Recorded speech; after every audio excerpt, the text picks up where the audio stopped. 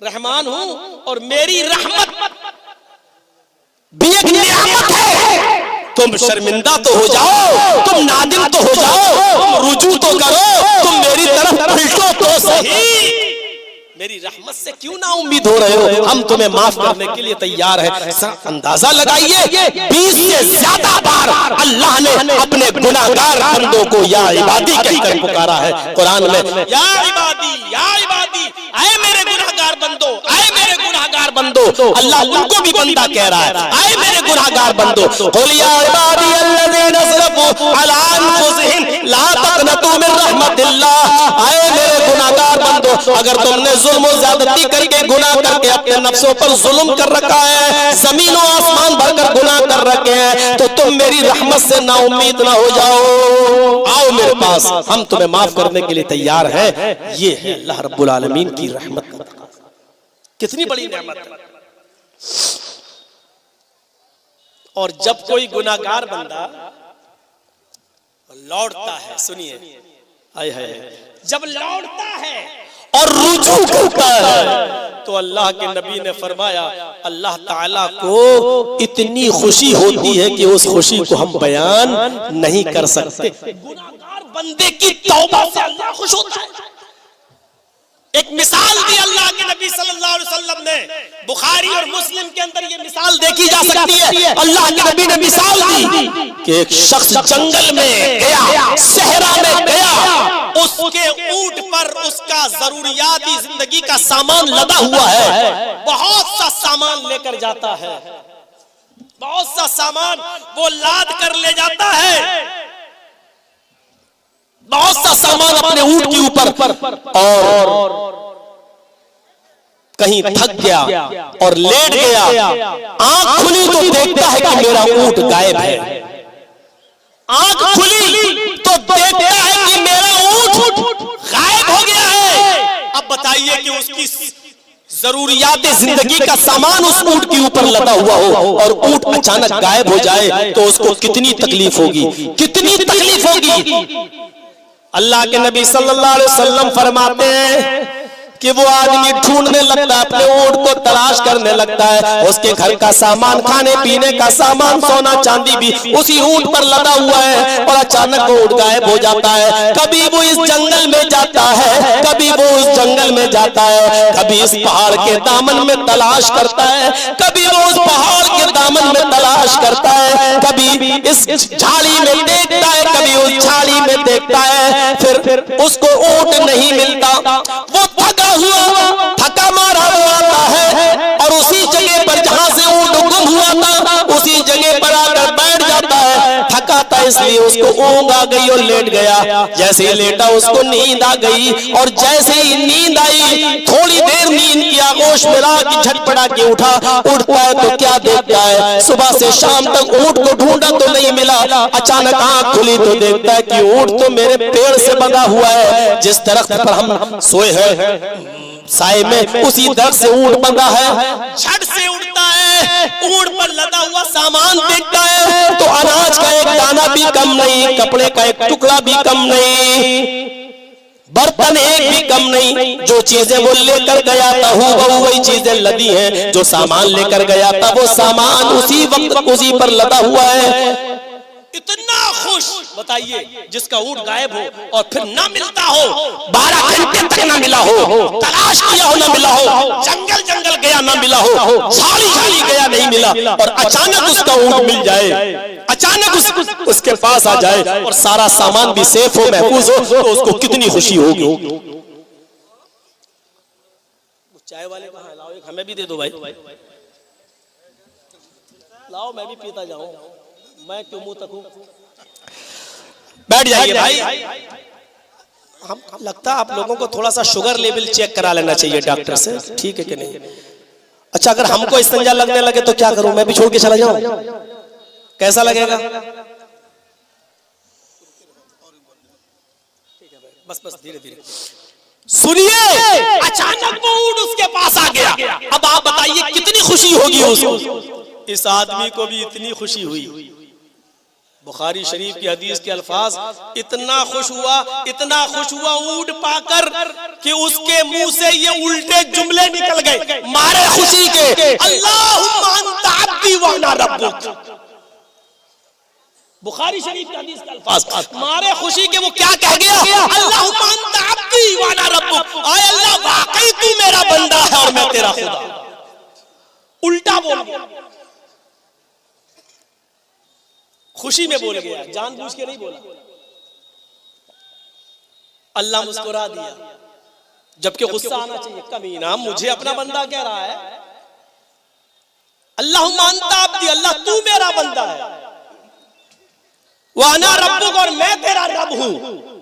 गौर करो तो ये जुमले कितने खतरनाक हैं, लेकिन अल्लाह हंस रहा है। फिरौन ने भी अपने आप को रब कहा था, पढ़िए कुरान, अना रब्बुकुमुल आला, मैं तुम्हारा रब हूं। लोगों से कहता था मैं तुम्हारा रब हूं, लेकिन रात में अंधेरे में जब वो अल्लाह की इबादत करता था तो ये कहता था अल्लाह मैं तो दुनिया वालों के सामने अपने आप को बड़ा बनाता हूं, वरना हकीकत में मेरा रब तू ही है। लेकिन अल्लाह ने कहा नहीं, अकेले में नहीं, पूरी दुनिया के सामने अपने आप को मेरा गुलाम मान। अकेले में नहीं, अकेले में तो ये भी अल्लाह को अपना रब मानता था, लेकिन दुनिया वालों से कहता था ना रब्बुकुमुल आला, मैं तुम्हारा रब हूं। लेकिन अल्लाह ने इसकी सजा क्या दी, डुबो दिया समंदर के अंदर। और जब डूबने लगा तो कहने लगा आमन तो बेरब्बे मूसा व हारून, मैं मूसा और हारून के रब पर ईमान लाया। अल्लाह ने कहा अब ईमान तेरा काम का नहीं है, अब तेरे ईमान की जरूरत नहीं है। फिरौन ने भी अपने आप को रब कहा, सिर्फ रब कहा। फिरौन ने भी इतने खतरनाक जुमले नहीं बोले। फिरौन तो लोगों से कहता था मैं तुम्हारा रब हूं, और इस आदमी ने तो मारे खुशी के अल्लाह ही से कह दिया कि मैं तेरा रब हूं। फिरौन लोगों से कहता था मैं तुम्हारा रब हूं, और ये आदमी अल्लाह से कह रहा मैं तेरा रब हूं। तो कौन सा जुमला खतरनाक हुआ, ये वाला जो अल्लाह को कह रहा मैं तेरा रब हूं, लेकिन अल्लाह ने इसको कुछ नहीं कहा, हंस रहा अल्लाह, क्योंकि वो जानता है मेरे बंदे ने ये जुमले जानबूझकर नहीं कहे हैं, दिल से नहीं कहे, उसकी जबान फिसल गई, मारे खुशी के उसको होश नहीं है उसके मुंह से क्या निकल रहा है। इसका मतलब ये हुआ कि नियतों का बड़ा दारोमदार होता है, नियतों पर डिपेंड होता है सारा मामला। अगर आप जलसे में मौलाना जर्जी साहब की तकरीर सुनने आए हैं तो आपको सवाब नहीं मिलेगा, आप जलसे में कुरान और हदीस सुनने आए हैं तो आपको सवाब मिलेगा। अगर आप किसी मखसूस शख्सियत को सुन के चले जाते हैं तो आपको सवाब नहीं मिलेगा। अगर आप कुरान और हदीस सुनने आए हैं तो जो बातें जर्जी साहब बता रहे हैं वही बातें जयनगर का इमाम भी बताता है। अगर आप उसकी बात नहीं सुनते, जर्जीस की सुनते, इसका मतलब यह है कि आप कुरान और हदीस से मोहब्बत नहीं है, जर्जीस से मोहब्बत है, शख्सियत से मोहब्बत है। कुरान और हदीस से मोहब्बत होती तो आप उसकी भी नतीजा निकालिए। नियत क्या है आपकी? मौलाना लास्ट में लाके फंसा देते हो, हम क्या करें? यानी आपने ये इशारा कर दिया कि हजरत अली साहब को भी सुन के जाओ। मेरे भाइयों ये नियत पर डिपेंड करता है, नियत पर। अब मैं जो चीज बताना चाहता हूँ उस चीज को जरा सुनिएगा मेरे भाइयों बड़े प्यार से। अल्लाह के नबी फरमाते जितनी खुशी इस शख्स को होती है अपना खोया हुआ ऊंट पा करके मारे खुशी की कह रहा है आय अल्लाह तू मेरा बंदा मैं तेरा रब हूं, उससे भी ज्यादा खुशी, उससे भी ज्यादा खुशी अफराह, अफराह का लफ्ज आया बुखारी में, उससे भी ज्यादा खुश होता है अल्लाह। किससे?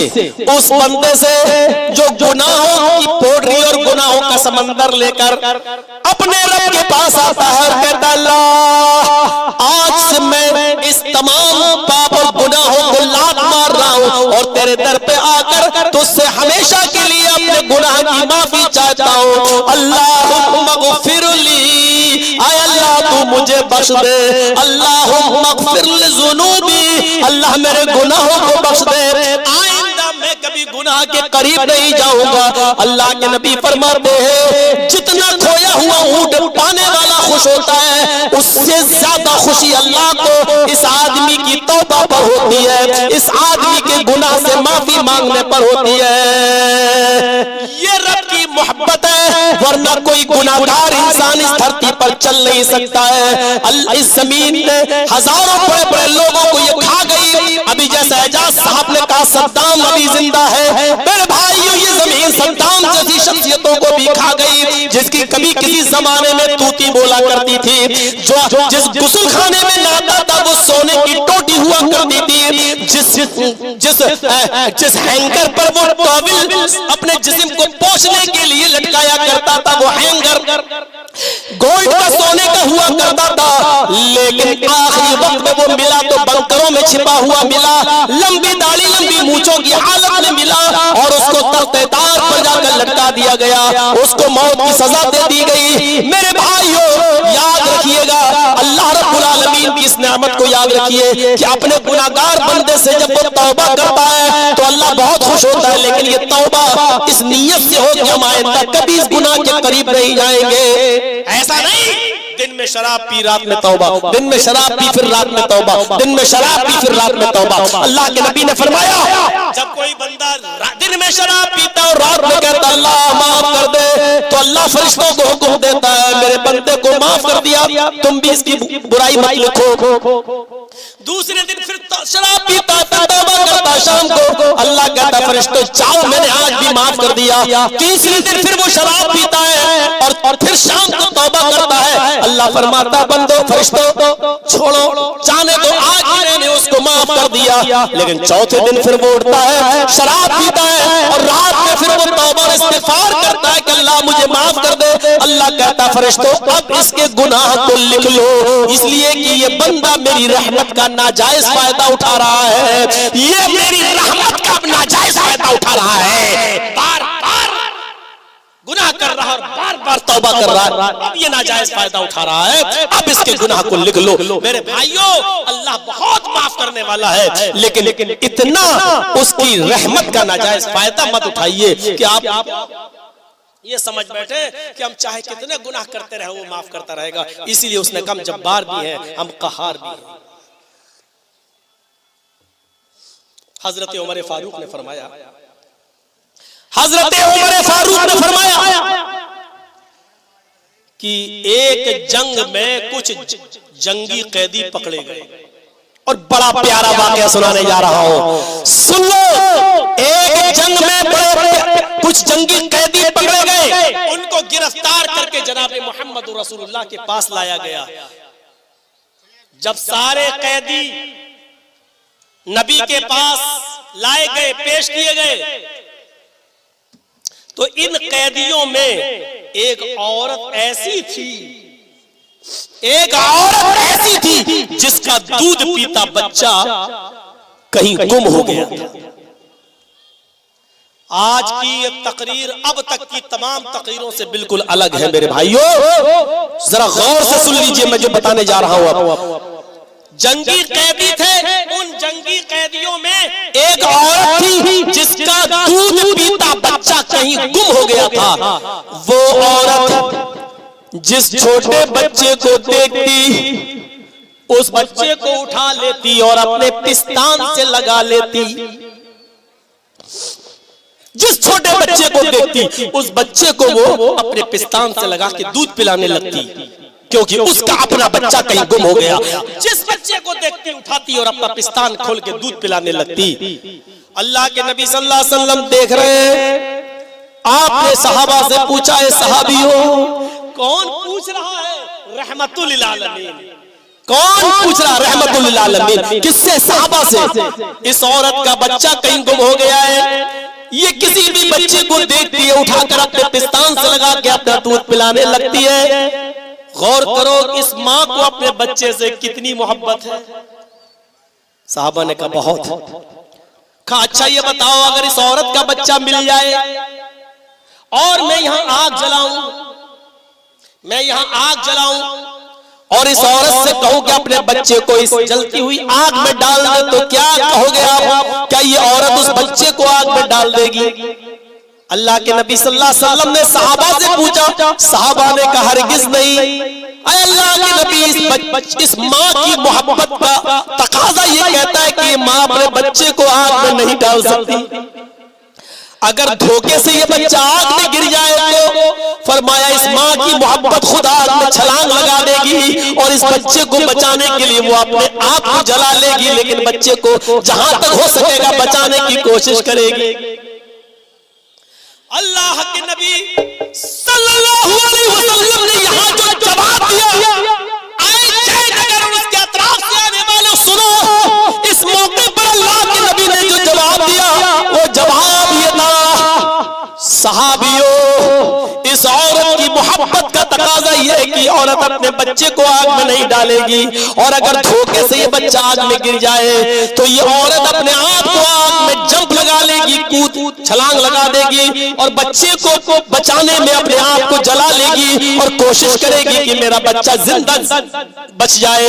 वो औरत की मोहब्बत अपने आप को जलाना का वादा कर लेगी बच्चे को बचाने के लिए। जितनी मोहब्बत इस औरत को इस अपने बच्चे से है, अल्लाहु अरहमु बिइबादिही मिन हाज़िही बिवलदिहा। अल्लाह की कसम, कसम उस जात की जिसके कब्जे में मोहम्मद की जान है, अल्लाह को अपने गुनाहगार बंदों से जब वो तौबा करते हैं उनके गुनाह को माफ करने में उससे भी ज्यादा खुशी होती है जितनी खुशी इस औरत को अपने बच्चे को, खोए हुए बच्चे को पाकर होती है, होगी उससे भी ज्यादा खुशी अल्लाह तबारक व तआला को होती है जब कोई गुनाहगार बंदा अपने गुनाह से तौबा कर लो। अभी तौबा के दरवाजे खुले हैं। खाइनो खयानत की हो तो कर लो तौबा, गासिबो अगर जमीन और जायदाद गस्ब की है तो कर लो तौबा, जुआरियो अगर जुआ खेले हो तो कर लो तौबा, शराबियो अगर शराब पी पी कर अपने माँ बाप और अपने बीवी बच्चों का दिल दुखाया है तो कर लो तौबा।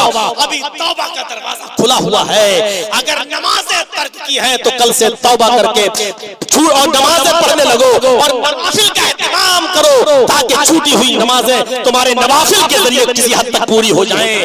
करो इबादतों में आगे बढ़ो मेरे भाइयों, हर किस्म के गुनाह से बचो, इसलिए कि अल्लाह रब्बुल आलमीन बहुत मेहरबान है और उसकी नेमत का, रहमत का तकाजा है कि वो तुम्हें माफ कर दे। ये उसकी बहुत बड़ी नेमत है। ये तौबा के दरवाजे खुले, ये नेमत नहीं है। मैं समझता हूं कि अब कुछ लोगों को चादर लेके भेज दिया जाए आप लोगों के दरमियान कि कब्रिस्तान का मामला है। मेरे भाइयों, मेरी मोहब्बत आपके सीनों में है, दुआएं आपने की है तो मेरी आवाज पर भी एक बार लब्बैक कहते हुए आप दे दीजिए। जो झोली भरना चाहे, जो दामन में आप डालना चाहें इस कब्रिस्तान के लिए, आप उसकी का ताबुन फरमाएं। ये मेरी रिक्वेस्ट है, गुजारिश है। खामोशी से जाइएगा, 2-3 लोग चले जाएं। और असल में मैं चंदा कर लेता बाद में भी, लेकिन चूंकि मेरे बाद हजरत अली साहब का प्रोग्राम होना है इसलिए मैं आपको स्टेज पे नहीं बुलाऊंगा, फिर मामला दरहम बरहम हो जाएगा। वरना मैं बैठता 10-5 मिनट और मैं एक एक करके लोगों को बुलाता, लेकिन जो मैं खत्म करूंगा फिर पब्लिक चली जाएगी तो फायदा नहीं है। इसलिए अभी मैं भेज रहा हूँ कपड़ा लेकर, तो आपके बीच में जाएंगे, आप उनको दीजिएगा जो भी आप दे सकते हैं। मुझे उम्मीद है आप जो देंगे उसी में अल्लाह रब्बुल आलमीन बरकत देगा। मेरे भाइयों, आपने सुना होगा और ना सुना हो तो मैं आपको बताऊं, कुवैत में किसी बुजुर्ग का, 80 साल के बुजुर्ग का हार्ट का ऑपरेशन हुआ। बहुत पैसे वाला बुजुर्ग था, हार्ट का ऑपरेशन हुआ, ऑपरेशन सक्सेसफुल रहा, ऑपरेशन कामयाब रहा। और ऑपरेशन होने के बाद, दवा वा चलने के बाद जब डिस्चार्ज फाइल बनी और जब उस बुजुर्ग को हॉस्पिटल से डिस्चार्ज किया गया तो डॉक्टर ने 10 लाख रुपए इंडियन करेंसी के हिसाब से बिल उसके सामने पकड़ा था। 10 लाख रुपए इंडियन। इसने बिल देखा, रो दिया। इसलिए नहीं रोया कि 10 लाख रुपए नहीं थे, बहुत पैसे वाला बुजुर्ग। डॉक्टर ने कहा क्या बात है, क्यों रो रहे हो? कहा कोई बात नहीं। डॉक्टर चैम्बर में गया, वो समझा कि शायद 10 लाख रुपए ज्यादा हैं, इसलिए बेचारा इतना नहीं दे सकता, इसलिए रो रहा है। डॉक्टर चैम्बर में जाता है और बिल को काट कर 7 लाख कर देता है कि जाओ 3 लाख हम छोड़ रहे हैं, 7 लाख। ये आया, इसने 7 नहीं 10 ही दिए। डॉक्टर साहब अगर आपका 10 हो रहा है तो 10 लीजिए आप। अगर आप मुझे इसलिए 3 लाख छोड़ रहे हैं कि मैं गरीब हूं तो ये गलत है। अल्लाह ने मुझे बहुत कुछ नवाजा है, मेरे लिए 10, 20, 25, 50 लाख भी कोई हैसियत नहीं रखते। डॉक्टर ने कहा अच्छा आप रो रहे थे? कहा मैं किसी और वजह से रो रहा था। डॉक्टर ने पूछा कि तुम क्यों रो रहे हो, वजह क्या थी? उसने ये कहा कि डॉक्टर साहब मेरी उम्र 80 साल हो चुकी है, इस 80 साल की उम्र में मैंने ये ऑपरेशन अपने हार्ट का कराया, आपने 10 मिनट में मेरे हार्ट का ऑपरेशन कर दिया और 3-4 दिन में मुझे यहां से डिस्चार्ज कर दिया, छुट्टी दे दी। 10 मिनट के ऑपरेशन के बाद 10 मिनट में आपने मेरे हार्ट को संभाल लिया। आपने उसकी कीमत 10 लाख का बिल मुझे पकड़ा दिया। मैं ये सोच कर रो रहा हूं कि अगर अल्लाह रब्बुल आलमीन मुझे बिल पकड़ा दे तो वो कितना महंगा होगा। जिसने 80 साल तक मेरे हार्ट की, मेरे दिल की हिफाजत फरमाई, 10 साल तक, 80 साल तक जिसने मेरे हार्ट की और मेरे दिल की जिसने हिफाजत की, आज तक उसने उस हार्ट पर, उस हिफाजत पर उसने बिल नहीं मांगा। तो ये कितनी बड़ी नेमत है, कितनी बड़ी। कल के जलसे में मैंने एक हदीस पढ़ी थी हजरत आयशा सिद्दीका की। हजरत आयशा सिद्दीका ने फरमाया था कि मा मिन अब्दिन यशरबुल माअल क़राहा बिगैरि अज़न इल्ला वजब शुक्र। अगर कोई शख्स आराम से पानी पी ले, भाई मैंने ये कहा कि कुछ लोग पर चले जाएं, लेकिन इसका ये मतलब नहीं कि आप डिस्टर्ब करेंगे। तुम्हारा वो लोग कर रहे हैं, अपना काम कर लेंगे, एक इधर से चला जाए ताकि जल्दी हो जाए। हाँ जल्दी जल्दी। अब आप इधर दे, आपके पास आएंगे तो आप दीजिएगा, पहले से निकाल के रखिए मेरे भाई, आप डाल दीजिएगा। अब मेरी बात सुनिए, हजरत आयशा सिद्दीका ने क्या कहा? मामिन अब कितनी बड़ी नियामत है। और उस जमाने के 1400 साल पहले के लोग, जब मेडिकल साइंस ने तरक्की नहीं की थी, तब ये लोग जानते थे इन नियामतों की कदर।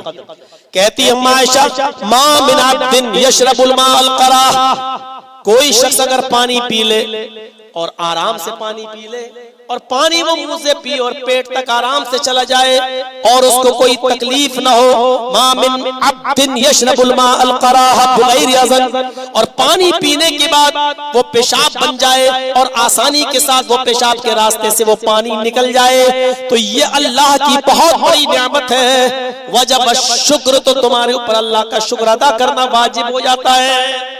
अल्लाह का शुक्र अदा करना वाजिब हो जाता है। आपको जो पानी मिला गट गट पी गए, इसीलिए इमाम कायनात ने फरमाया जब पानी पियो तो बिस्मिल्लाह कहो, पानी पीकर फारिग हो तो अल्हम्दुलिल्लाह कहो। मेरे भाइयों, पानी आराम से पेट में चला जाए ये बहुत बड़ी नियामत है। और उससे बड़ी नियामत ये है कि जो पिया है वो बिला तकलीफ के अपने रास्ते से निकल जाए। इसलिए फरमाया कि पेशाब से फारिग हो तो गुफराना का पढ़ा करो। मेरे भाइयों, तारीफ और तौसीफ हर हाल में करो, अल्लाह का शुक्र अदा करना चाहिए। उस डॉक्टर ने जब 10 लाख का बिल दे दिया तो ये आदमी क्या कहता, 10 मिनट आपने मेरे हार्ट को संभाला तो 10 लाख का बिल दे दिया। मेरे रब ने तो 80 साल तक मेरे हार्ट को संभाला, आज तक उसने मुझसे कोई बिल नहीं मांगा। वो कितना बड़ा गफूरुर रहीम है। ये हवा जो हमें और आपको मिल रही है और जिस हवा में हम और आप सांस ले रहे हैं, ये कितनी बड़ी नियामत है, कितनी बड़ी। आप यहाँ बैठे हैं तो ये आपको ऑक्सीजन मिल रहा है। आप यहाँ से जब अपने घर जाएंगे तब भी आपको ऑक्सीजन मिलेगा। आप अपने कमरे में सोएंगे उधर भी आपको ऑक्सीजन मिलेगा। आप समंदर में सफर करें कश्ती और पानी के जहाज में तब भी आपको ऑक्सीजन मिलेगा। आप हवाई जहाज में अगर आप सफर करें तो हवाई जहाज के अंदर भी आपको ऑक्सीजन मिलेगा। कभी आपने सोचा है ये ऑक्सीजन क्या है? कितनी बड़ी नियामत है।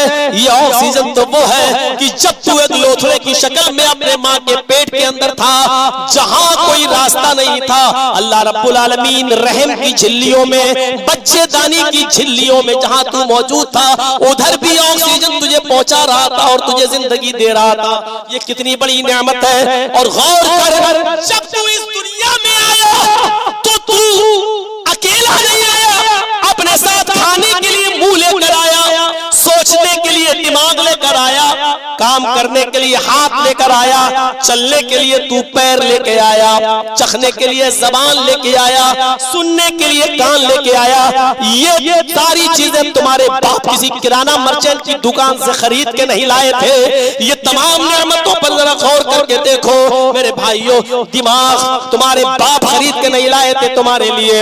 ये आंखें तुम्हारे बाप ने खरीद कर नहीं किराना मर्चेंट से खरीदी थी आपके लिए। देखने के लिए अल्लाह ने आंख दी थी, सुनने के लिए कान दिए थे, चखने के लिए जबान दी थी, सोचने के लिए दिमाग दिया था, चलने के लिए पैर दिए थे और पकड़ने के लिए हाथ। ये ऑक्सीजन अल्लाह की कितनी बड़ी नेमत है जो अल्लाह ने रहने मात्र तक दिया, आज भी दे रहा वो तुम्हें। यहाँ बैठे हो इसी ऑक्सीजन के जरिए, वरना मेरे भाइयों जब ऑक्सीजन का लेवल कम हो जाता हवा का, तो हवाई जहाज पर बैठे हुए पैसेंजरों की धड़कनें बढ़ने लगती हैं और ऑक्सीजन मास्क जो अपने आप नीचे आ जाते हैं, उस वक्त आदमी सोचता अल्लाह कहीं ये ऑक्सीजन का लेवल घट ना जाए। जरा देखिए, कभी कभी मुझे अपने वालिद साहब को जब हॉस्पिटल में लेके जाना पड़ता है कि उनका एक फेफड़ा खराब है और सांस लेने में दिक्कत होती है, तो किस तरीके से हम वेंटिलेटर पर ऑक्सीजन पर रखते हैं। ये ऑक्सीजन जो बिला किसी कीमत के अल्लाह रब्बुल आलमीन हवा की शक्ल में हमें और आपको दे रहा है। मेरे भाइयों,